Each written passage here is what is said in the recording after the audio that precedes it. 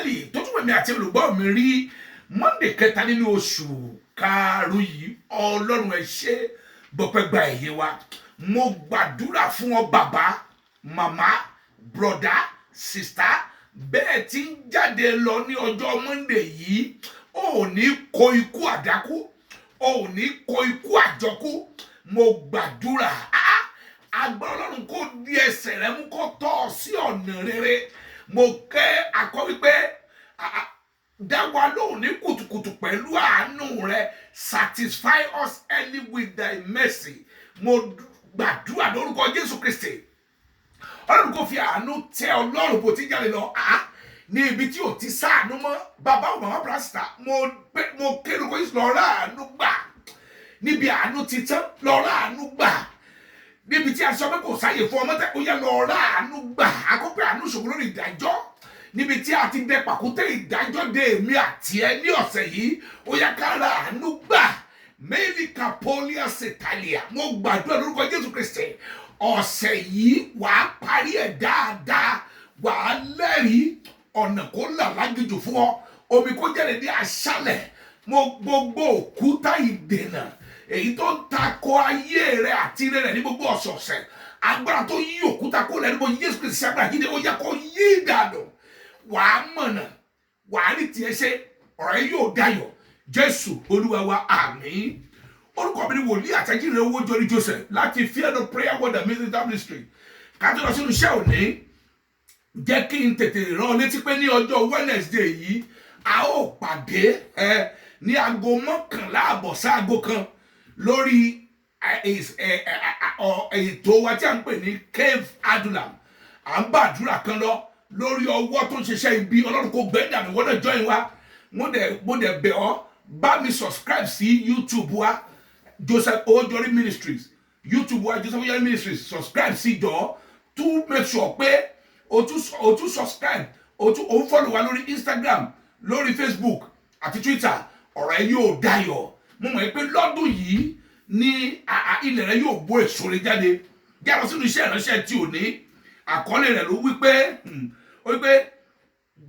have to have good success láti ní àṣeyọrí rere. Yes, ẹ bá mi ka 2 Kings chapter 13 verse 14 to 19. 2 Kings 13, 14 to 19. Yes. Èlíṣà sì ṣe àìsàn nínú èyí tí kò níyè. Gbọ́dọ̀ pé Èlíṣà ṣe àìsàn tó máa gbà kú kò níyè nínú rẹ̀. Yes. Jóásì ọba Ísírẹ́lì sì sọ̀kalẹ̀ tọ̀ ọ́ wá. Jóásì ọba Ísírẹ́lì ní wàhálà, ogun fẹ́ jà, ogun sílẹ̀ abẹ́rẹ́. Ó wá sáré wá bá wòlíì níbi tí wòlíì ti ń ṣàìsàn. Yes. Ó sì sunkún sí i ní ojú. Òmẹ́lìà ó sunkún sí i lójú. Ó sì wí pé bàbá mi. Yes. Bàbá mi. Yes. Kẹ̀kẹ́ Ísírẹ́lì àti àwọn ẹlẹ́ṣin rẹ̀. Bàbá mi kẹ̀kẹ́ Ísírẹ́lì àti àwọn ẹlẹ́ṣin rẹ̀.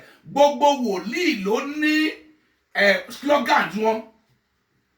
Every prophet has his own slogan. If you understand the slogan of your prophet, you understand the way he operates, it helps you. Because the slogan of Elisha is, my father, the chariot of Israel. Bó ti máa ń pè nìyẹn. Tẹ́ ẹ bá pè bẹ́ẹ̀, bó ti wà lójúkú yẹn, ẹ̀mí Ọlọ́run balẹ̀ ó sì dìde, ó dìde. So mò ń bẹ̀ ọwọ́ náà.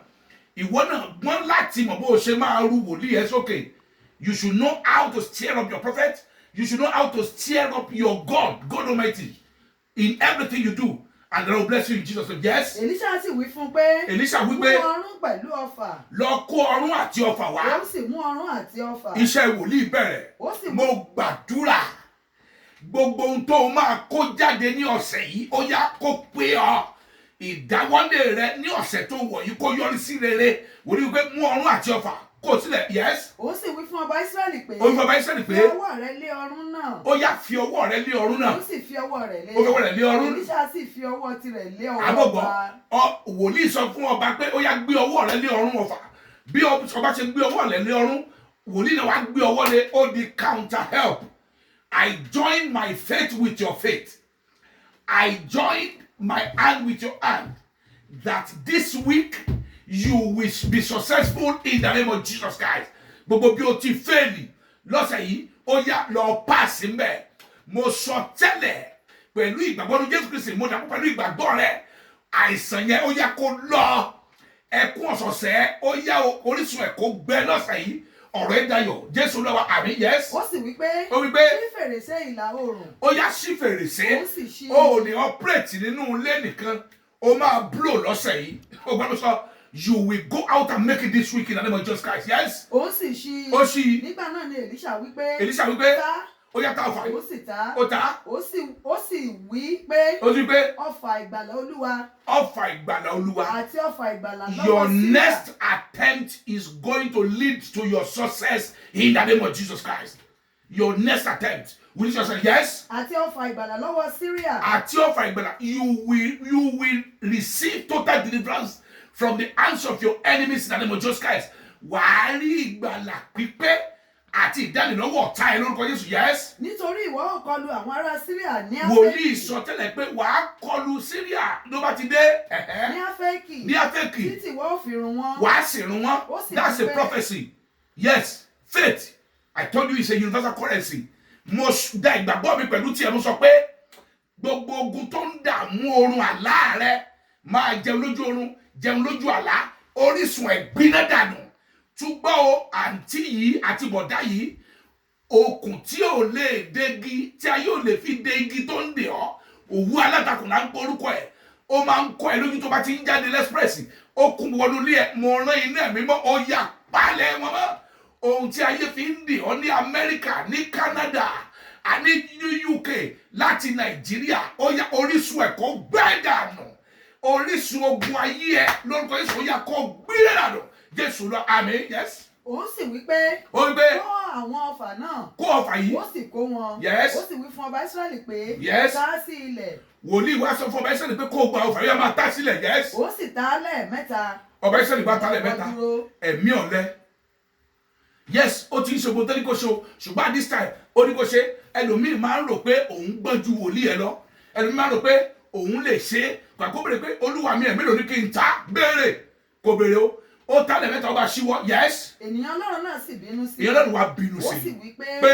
ìwọ ìbá ta lẹ́ẹ̀mẹ́rin. ò bá ta lẹ́ẹ̀mẹ́rin tàbí márùn-ún. àbílẹ̀ márùn-ún tàbí mẹ́fà. tàbílẹ̀ mẹ́fà nígbà náà ni ìwọ ìbá kọlù Síríà Ìgbà tí náà- ìwọ ìbá fi run. ká ló ta lẹ́ẹ̀mẹ́rin márùn-ún mẹ́fà ni ó bá ṣẹ́ ogun pátápátá ṣùgbọ́n kí ló tó ta lẹ́ẹ̀mẹ́ta màmá o má ta lẹ́ẹ̀mẹ́ta mọ́ broda mo ta lẹ́ẹ̀mẹ́ta tán try more ó ti tó àsìkò tó bá tó mo ti gbàdúrà díẹ̀ ó ti tó no you must pray without ceasing you must try more o kì í ṣe failure o kùnà you are not fail you are trying ìgbà tó bá pàṣẹ ló tó máa pàṣẹ mo sọ fẹ́ nìkan lánàá mo ní èmi owó jọrí Olúkúnlé Joseph máa blow yes ní orúkọ Olúwa Ọlọ́run Ísírẹ́lì I will do the will of God and I will make it gbogbo ẹni tó dìde ogun tìmí ó bá Ọlọ́run jà torí ikọ̀ àti ojú rẹ̀ ní mí bẹ́ẹ̀ ni ẹni tó dìde ogun tì ọ́ kó di ọ̀tá Ọlọ́run àwọn olórí Ọlọ́run olóró èmi àti ẹ̀kan di ọ̀rẹ́ Ọlọ́run yes. ṣùgbọ́n nísinsìnyí ṣùgbọ́n nísinsìnyí ìwọ kọlù Síríà ó ní nígbà ẹ̀ẹ̀mẹ́ta péré ni wàá kọlù Síríà àbórí kárí pé wòlíì gbìyànjú ó ta ní ẹ̀mẹ́fà ni àbá má gbọ́ pé Síríà dìde sí Ísírẹ́lì mọ́ láyé àtìpẹ́ ní ìwà ti yẹjú wọn ṣùgbọ́n àìgbọràn jẹ́ kí n sọ àṣírí fún ọ bàbá màmá bàbá sísá ogun tó kọ̀ tó ṣẹ́ láyé ẹ o tọ́jú ẹ̀dá ọmọ ẹni o dìde kó o ṣẹ́gun ìṣẹ́ dìde kó o ṣẹ́gun òṣì dìde kó o gbàdúrà yìí tó bá jẹ́ pé nǹkan tó orí ṣe láyé tó wáyé ni pé ó pa ìṣẹ́ ó pa òṣì gbèsè run ní ìran yín ó tó ẹ títí dòní ní Síríà ń da Ísírẹ́lì láàmú nítorí pé ọba ìjọsìn yẹn ẹ̀ẹ̀mẹ́ta pé ló ta bí wòlíì ṣe sọ̀rọ̀ tán wòlíì ṣe kú mo gbàdúrà mistake tèmi àti ẹ máa ṣe tí ò ní látúnṣe mọ́ àní rí ṣe lórúkọ Jésù Kristi wò ó kí o lè ní àṣeyọrí rere gbéyàwó méje tó máa ṣe o gbọ́dọ̀ jẹ́ aládùúrà for you to have good success you must be a prayer warrior because the book of 1 Thessalonians chapter 5 verse 17 says you must pray without ceasing. Pray without ceasing. 2, you must be a faster. O gbọ́dọ̀ lè gba àwẹ̀ without fasting and prayer something's going on. Wo ẹni tí ìbá gba àwẹ̀ lóòótọ́ ni wàá lọ bí iṣẹ́ wọn máa gba sálárì ṣùgbọ́n ò ní ṣe tayọ ẹgbẹ́. If you want to do extraordinary, you want to go supernatural, you must be a faster to the God of Israel. You can read that from the book of Matthew chapter 17 verse 21. Matthew 17:21. You must be diligent. Oh, the kawale wako masun. Àwọn olóríire kì í sọnù yà. You must be diligent in your job. Yes, Proverbs chapter 22 verse 29. Be diligent. O gbọ́dọ̀ jẹ́ tó ṣe takuntakun láti lè ní àṣeyọrí rere. Yes, now. O gbọ́dọ̀ sá fún ọ̀lẹ. You must not be lazy. Tó bá gbọ́ àdúrà dìde. Tó bá gbọ́ tán iṣẹ́ dìde. Tó bá gbọ́ tán gbàwẹ̀.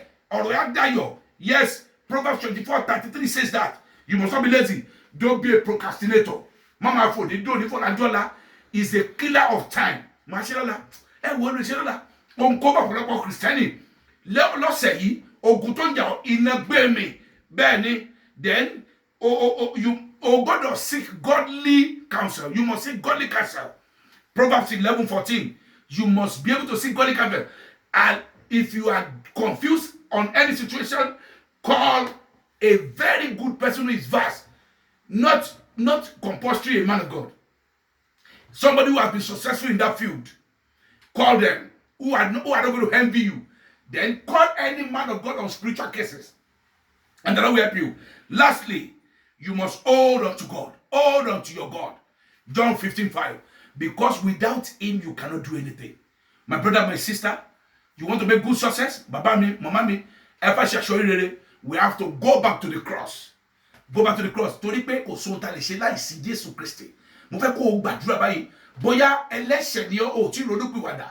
Kò sí bọ́lá ṣe lè gbé ọ sókè o. Àbí bóyá o ti mọ Jésù ni o ti kọ́lẹ̀. O rò pé ọgbọ́n ẹ nìkan ni. Ìwọ lọ ka John chapter 15 verse 5 yẹn. Láti 15 yẹn lọ bẹ̀ láti verse 10 kó ka ìsàlẹ̀. Wàá rí pé Jésù ní àjàrà. Ẹ̀ka ni wá. Ẹ̀ka bá sì kó lára àjàrà kò lè mú èso jáde. Mo gbàdúrà. Mo fẹ́ kó o sọ fọ́lọ́run. Ọlọ́run dáríjì mi. Ṣàánú fún mi. Mo padà síwájú rẹ. Then go and me. I want you to come back to Jesus for forgiveness, and he will lead you this week. Mo gbàdúrà bó ti lọ lọ́sẹ̀ yìí. Ọwọ́ ẹ méjèèjì òkè ni kó wà. Torí pé ní ìgbà tí Mósè fẹ́ ṣẹ́ ogun tí Joshua ń jagun, Uri àti Aaron wọ́n jọ di ọwọ́ Mósè mú ni. Mo di ọwọ́ rẹ mú lókè ní ọ̀sẹ̀ yìí pé òkè lọ́wọ́ rẹ á gbé. Wàá lẹ́rìn parí ọ̀sẹ̀ yìí ni ọkẹ́ á sì balẹ̀. Má gbàgbé o 11:30 níjọ́ Wednesday yìí ọjọ́ àánú Cave Adula 11:30 to 1 join me. Gbogbo ọwọ́ tó yà ẹ́ lẹ́nu yóò gbẹ dànù. Jésù Olúwa wa, àmín.